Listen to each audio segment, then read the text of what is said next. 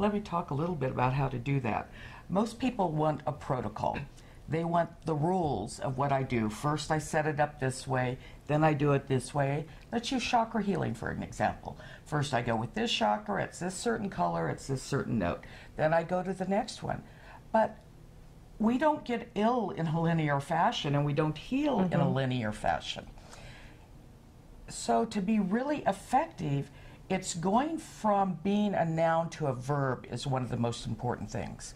So let's start with, when Missy talks about getting into the consciousness, you are expanding and becoming more than just yourself. So I'm more than Sandy. I'm now a gestalt that includes the energy field of the person I'm working on, myself and my energy fields, the frequency and the connection that I have with Source. All of this has now made this bigger gestalt that we're working with. So in that, I'm getting Sandy out of the way, and I'm becoming the verb of healing, the verb of listening, the verb of what needs to be done. I am part of this tremendous energy movement in action. So I'm Source incarnate within here, but Source in action, where I'm co-creating with Source what we're doing. And Source goes into, what does this person need? What is for their highest good? Maybe their highest good is, I start here, then I go here, then I go there, and I move it all around as I'm achieving balance, little by little. At each point, there's a new level of balance, a new level of where the distortion is, a new level of what you're bringing to it as you do it.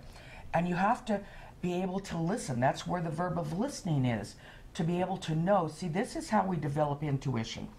This is how we develop those knowings. It's closing the words out of the mind that try to micromanage you and direct you.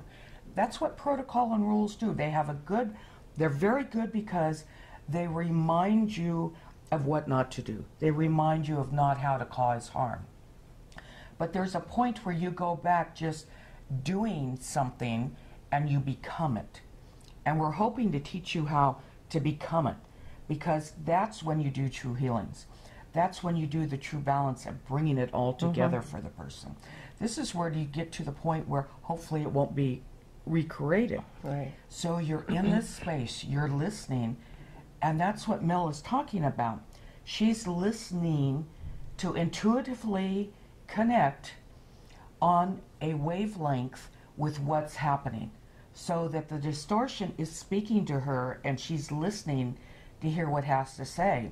So she, in her intuitive wisdom, then hears maybe C minor, and maybe that isn't quite right, so she goes maybe to C major. But she goes back and forth as she hears, and it could be going from a note to note like this, or she's guided to go in and out. But it's the skill of listening. It's more than just doing. You must hear what's happening. Well, what's so interesting is that when you get into the space of the right note, it feels like there's this whole expansion inside going on, as if you went into an empty bathroom and sang. You know how your voice always sounds good in the bathroom, and it feels that way inside the head, as if there's this, as if now my head is a whole resonating chamber of the sound, and that's when I go, oh. And I can hear then all these different overtones going on. And so I call it being in the God space when you're in there. And I think you're hearing openings too. Right. You can hear, it's not like hitting a wall and bouncing back now. It's opening to flow, so it's like it echoes and echoes and echoes. Well, I'll hear it sometimes also. It'll be like little blips. When the sound is getting through blockages, I'll hear little blip, blip, blip in my head. And I used to wonder what those were when I would, let's say, be in the shower and vocalize. You know, I would be and think, oh, my voice sounds so rusty today. And then all of a sudden it would get clear. And sometimes I would, when my head hurt, and I would sound, and I would direct the sound towards the head, trying to get things loose, and I would start hearing little blips, and all of a sudden I went, aha! Well, not exactly aha, but you know, it was like a revelation that.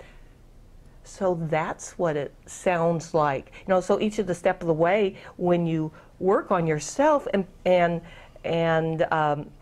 experiment with sound, those ahas will come to you, and all of a sudden you'll think, oh, so that's what that is. That's how sound is operating for me. And that's the importance. Do you hear her say for me? You need to develop what it's going to sound like to you, what it's going to be, what's your feedback to know where you are in the process. And it's a discipline. It takes time. It takes training. You don't just walk in, once a month and work on somebody and expect to be able to do this. You have to practice yourself. When I do the healing with my hands, I know when it's flowing. I know when it's hot or cold. I know when it's stopped. I know what it means because I've worked with it over and over and over. And Mel does this continuously. So she figured out what the blips meant. She figured out the going in and out. And you're going to take these things that she's suggesting for you and go home and somehow make it yours. Incorporate it into your work. Try. Get a friend to lay down and work on them. Ask them for feedback. What did you feel? What did you notice? Those are the things that tell you how effective you are. But it's like anything else. You want to learn to play the piano, you practice. You want to be a healing, a listening, or a healing, and the verb. Right. You practice. But always before you start anything is get into that state of connecting with your higher aspect of self so that you can bring the consciousness of God source in you and as you into the healing. Cool. Let's do you didn't do the tuning fork. Right. And so there's a couple of other things that I want to show you, and one is with the tuning fork and one is with the drum. Nice. So we'll do the tuning. I love the tuning fork. Well, I have a whole set of tuning forks. This just happens to be a 360 hertz. And explain a little bit about the hertz so people know what that means. Well, okay, the hertz cycles. It's just the speed at which. Gosh, your mind goes blank. It's the speed at which when you the sound waves that it'll oscillate or it'll spin. Which is important, right? Because you talked about like the Mozart A.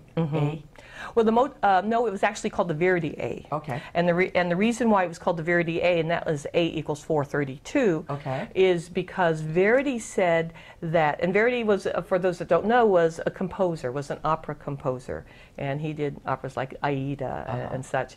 But what he said is that the natural sound tone of the human voice was really if you're going to use the A, that was a natural tone for the voice, and that it was A32. And it wasn't until later on that, and it had to do with the Nazis out of Germany. One of the guys in charge there decided that they wanted the instruments to start being tuned at 440. And so 440 is really an unnatural way of tuning, and when people in opera and things started having problems with voices because now all of a sudden everything was tuned up a bit, and yes, it's eight hertz cycles, but still there's a big difference. And I remember growing up, Missy has perfect pitch and she has this wonderful voice, but her A is the 432. Yeah, I always had a problem with when my teacher would say sing an A, and it was always flat. And I couldn't understand why, if I was so into sound, and why I couldn't do it. Now there's a difference between.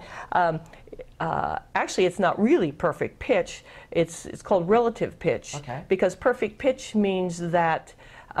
Once you're trained or once you're attuned, let's say, to 440, then you're always going to hear it as 440. You cannot go down and do it 432. But I guess you could see I had a perfect pitch on a different scale, On the one that worked for you. On the one that worked for me.